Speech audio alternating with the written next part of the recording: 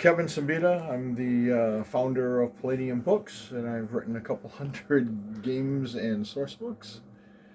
Well, how did it all start? I kind of just stumbled into role playing. My goal was to become a comic book artist and writer, and my buddy, who was working at the art supply store,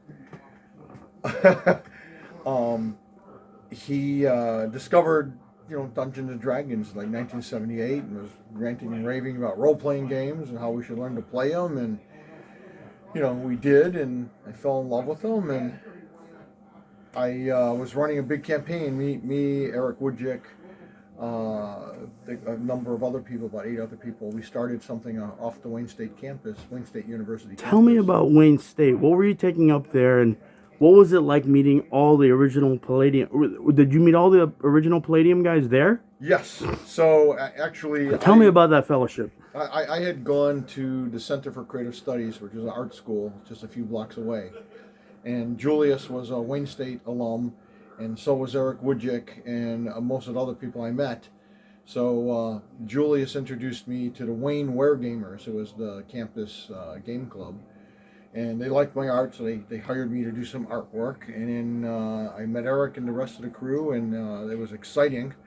I didn't know what role-playing was. I was a newbie. And what year was this? This is 1978. Gotcha. And end of 1978. And then, Eric and me, we tended to be entrepreneurial Nice guys. So Eric was like, yeah, we should start a game club of our own. And I'm like, yeah, that sounds great. And we had 8 other suckers. I mean, excitable, passionate gamers. And the Defilers? Would that be the Defilers? I met the Defilers there.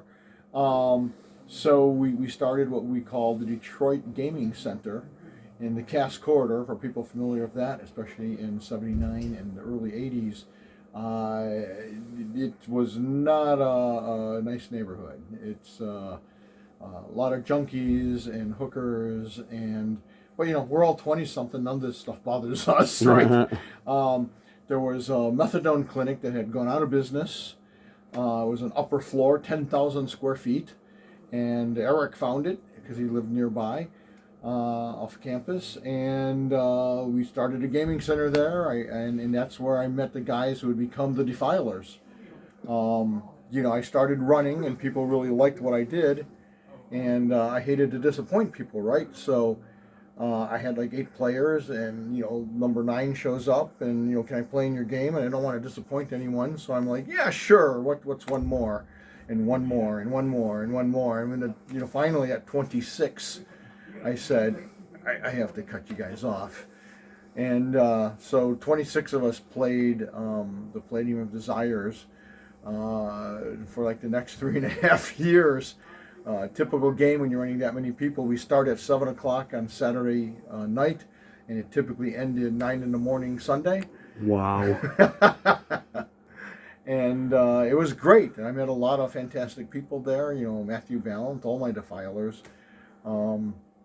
And it was a fabulous time. And the cool thing about the Detroit Gaming Center is like this hothouse environment, right? So there were so many people that would come and go when a new product came out by anybody, whether it was RuneQuest or some new D&D book or Traveler or whatever. Someone would bring it to the gaming center the second it came out. So we got to see all these different things. I got to see all these different styles of playing. And, that's where I really, honed my gaming skills. Now, what happened to the Detroit Gaming Center? Alex said it closed down for some reason? Yeah, well, it was hard to maintain. One of the things is, we were all young and not particularly great businessmen. So we had a problem with the heat. It was an old, very old building. Detroit, that part of Detroit still was powered by steam heat. Yeah, the radiators didn't work very well. And, not thinking about it, and I know this may sound foolish, but when it got too hot in the building, because it was hard to regulate, we opened up the windows. And so after the first season, and the gaming center's doing really great, we feel really good about it, we get a $14,000 $1980 bill. Oh, wow. And we're like, yikes. And, we hosted some special events and charged a little extra, and we're able to pay most of that off, but we just could never dig out of debt.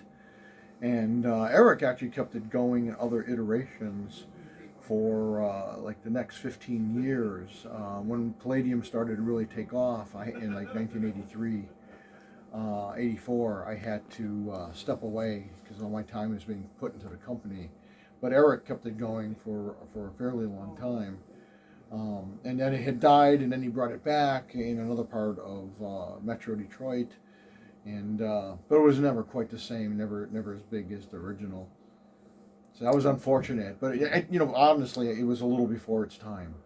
A good 10 years. It sounds kind of amazing. I've never heard of anything like that before. Oh, it was super amazing. We would get 300 to 500 people a weekend. It was like a mini convention every weekend. It was fantastic. Wow. So tell me about how you got into publishing and when Palladium really took off. Well, I had actually gotten into publishing when I was a kid. I think my first fanzine came out when I was in 9th grade.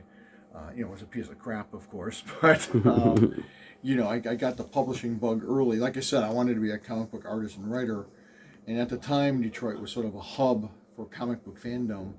We had 2-3 conventions a year. One of them was a really major convention. I got to meet like virtually every comic book artist of that era. Jack Kirby, Stan Lee, Jim Starlin, Neil Adams, the list goes on and on and on. Met them all. Barry Windsor Smith. My favorite. That's like one of my 3 favorites. Yeah, Barry Smith. BWS, yeah. The other 2. Art Adams and Alan Davis. Ah, nice. I met Alan Davis. I've never met Art Adams. I've met Art Adams. I've never met Alan Davis. He draws Alan Davis, both of them, perfect women. They just draw them perfectly. They were great. So anyways, we would meet all these guys, and fanzines were a big deal in comic book fandom. And I met Arvil Jones, who, some of the guys who were involved with Arvil Jones were names that certainly old-time comic book fans will remember. Terry Austin, famous inker. Oh, yeah. Al Milgram. Oh, yeah. Keith Pollard, Richard Buckler, and of course Arvil Jones himself, among others, were all part of this. They'd go on to do comic books. It was very cool. So that gave me, and they produced a fanzine called Fan Informer. And so that kind of whetted my appetite to do my own fanzine. So Alex was my friend since 8th grade. We went to the same school. I interviewed him earlier as well. And so Alex and I, started a couple fanzines. My brother, too, was involved. And, they usually went to, like, issue 2 before we started something else. And in college, I had done Detroit's first comic book called A+. And it was a black and white anthology, again, ahead of its time. So it didn't really do well. It ended after issue 5.